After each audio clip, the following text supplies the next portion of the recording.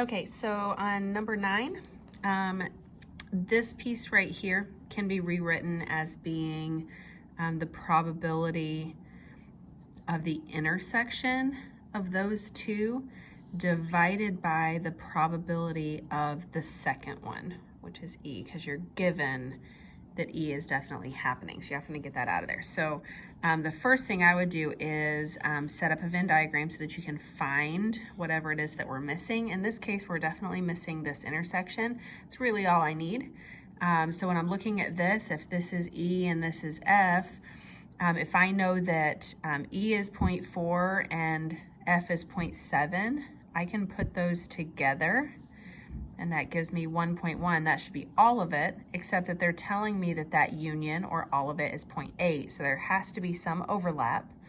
That overlap, if you take away that 0.8, is going to tell you what that overlap is going to be.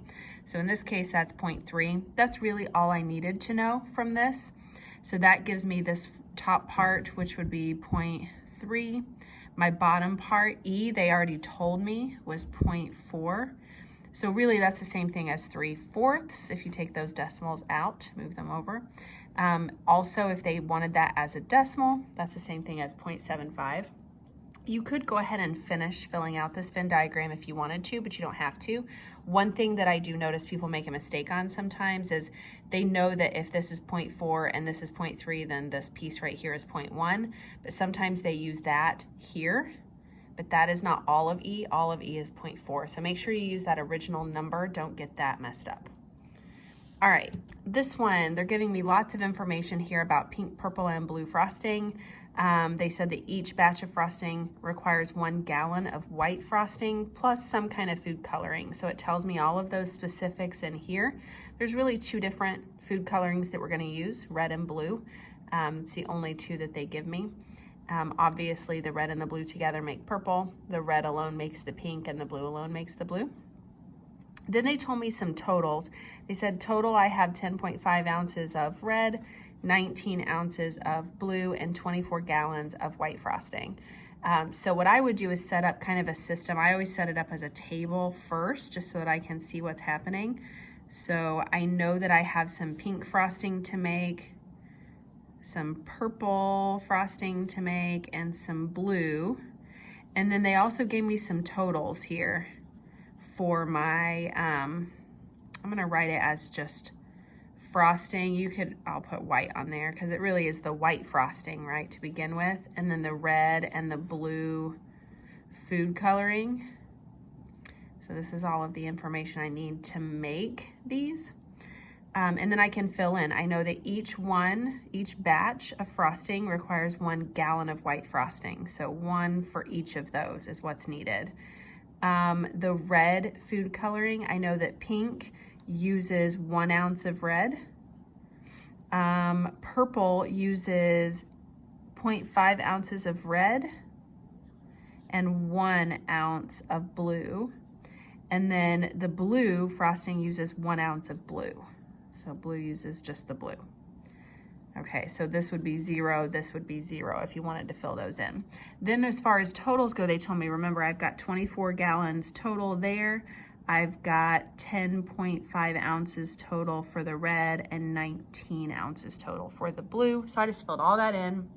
Then I can write a system using this. So if I look at just my white frosting right here, I'm gonna call this one X, this one Y, this one Z. So 1X plus 1Y plus 1Z gives me 24. So X plus Y plus Z gives me 24. This one right here, I don't need anything for this one. That's like not there. So I can just say 1X or X plus 0.5Y equals 10.5. And then the last one I can say 1Y plus 1Z equals 19 for the blue. So there's my 3 equations. Now what would be really nice is if these 2 had the same 2 variables, but they don't. So what I need to do is see what can I get everything in terms of. So in this one I've got all 3 variables. In this one I have X and Y. In this one I have Y and Z. So what do they all have in common? All 3 of them have Y. So what I could do is get this one in terms of Y. So solve for the other variable. Same thing with this one. I'm going to solve for the other variable. So this one's going to give me x equals 10.5 minus 0.5y. This one would be z equals 19 minus y. And if I then take that and plug them in here, so plug this in for x and plug this one in for z, then I'll have this all in terms of y. This is just a y, and then this will be in terms of y. Then I could solve. So let's plug that in. So x was 10.5 minus 0.5y plus y plus whatever z is, 19 minus y, and that equals 24. So now I can put some things together. First of all, I can say y minus y is 0. That cancels. Put these two together, that gives me 29.5 minus 0.5y equals 24. So I can minus 29.5 over here. So negative 0.5y equals negative 5.5. And then if I divide, y would equal 11. So remember what my variables were. Pink was x, purple was y, blue was z. So purple is this one.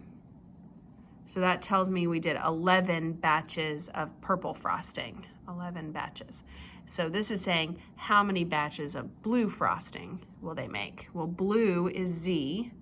So I'm going to go back to where I knew what z was, which was right here, z. So that means z is going to equal 19 minus whatever y is, which in this case is 11. So z is 8. That's my blue. So 8 batches of blue was the answer. Okay, I will stop there and we can do the next page in the next video.